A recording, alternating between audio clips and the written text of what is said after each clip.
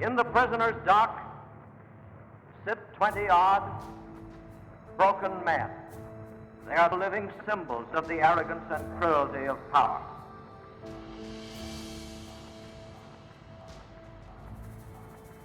Of racial hatreds, terrorism, and of violence.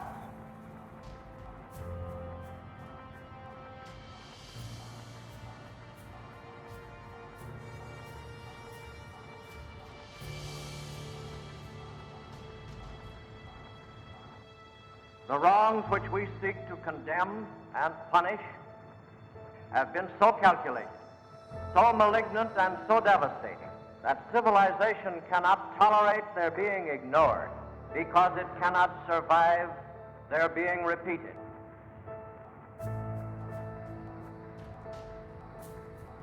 You will see their own conduct and hear their own voices. We will show you their own films.